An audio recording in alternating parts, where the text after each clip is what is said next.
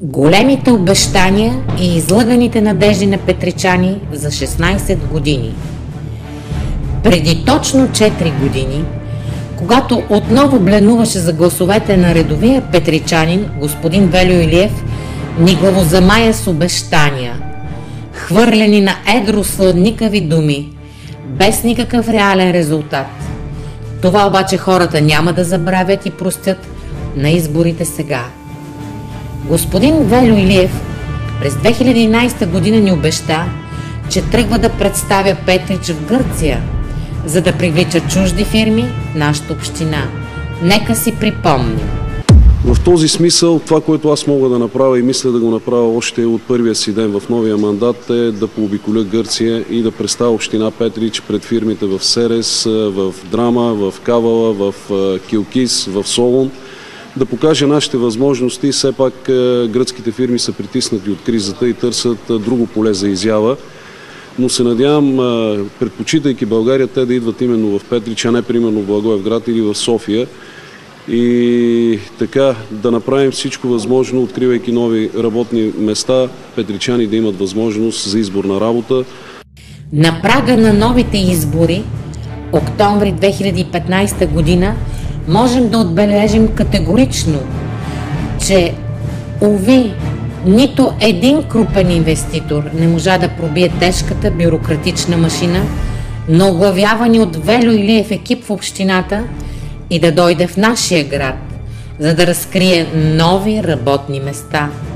Та това, че ще привлича външни фирми, се оказа едно от многото неизпълними обещания на Вельо Илиев. За сметка на това процъфтяха други новоизлюпени петришки фирми, специално за вземане на пари от поръчки на община. Следващото мащабно изказване в кавички, останало само добро пожелание, минералната вода от Рупите да дойде в Петрич, пак обещание на Вельо Илиев от преди 4 години, че ще придаде на Петрич нов туристически профил. По отношение на минералната вода, която е много важна, тъй като снимаме тук при вас, ще направя всичко възможно и вече имаме работен проект за това да доведем водата в Петрич. Тя е много важна в два аспекта. Ако примерно ние утвърдихме Рупите, къщата на Ванга в Петрич и Самуилата крепост като завършени дестинации, които се посещават от много туристи, нека направим така, че да докараме тази вода тук и да постигнем две неща с нея. Първото, да възстановиме традицията, хората се ползват от тази лековита вода. Една традиция, която е полезна не само за възрастните хора, а за всички нас. И другата е да дадем един нов туристически профил на Петрич, да развием на балнеоложкия туризъм. Към днешната дата минералната вода от Рупите си е все още в Рупите, а петричани нито видяха, нито чуха нещо повече за проекта на Вельо Илиев, който си остана само в неговата ефтина предизборна агитация.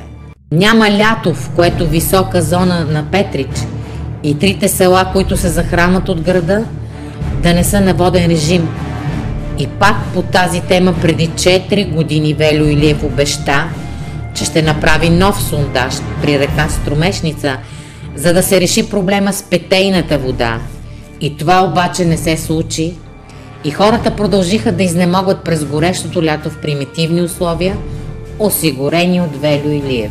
Искам да отчетем и един друг проблем.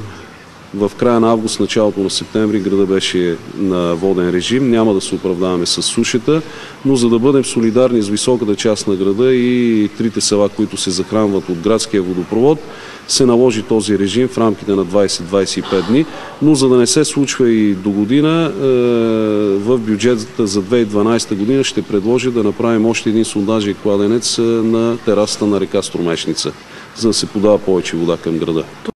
Че ни залъгваше, но не невинно, господин Вельо Илиев става ясно още като излезе с центъра на града.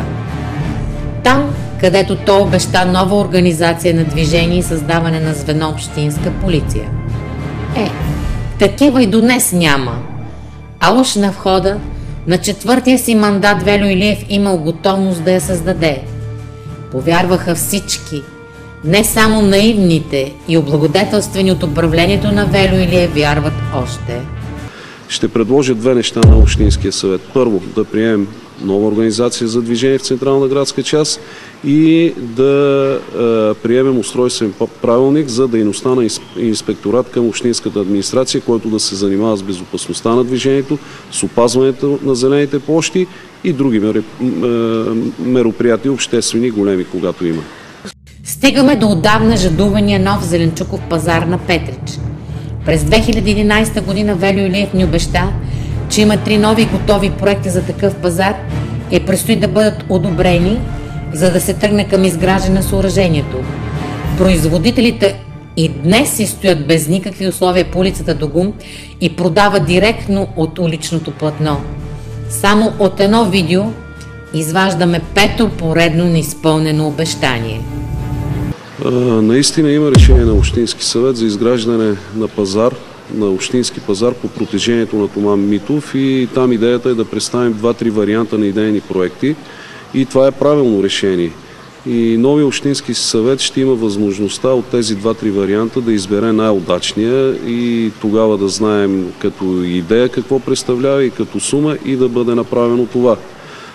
Стигаме до тържището за плодове и зеленчуци край село Кърналово. И за неговото разширение господин Велю Илиев имал готов проект преди 4 години. А днес това тържище продължава да тъне в као. Без схема за паркиране на разширението, никъде не се виждат и търговски маси в новата част. Срещу 50 000 лева разходвани регистрираме само една ограда на това разширение. За тържището специално искам да кажа, че в новата част разширението, което направихме, се изготви проект и предстои да бъде определено разположението на масите.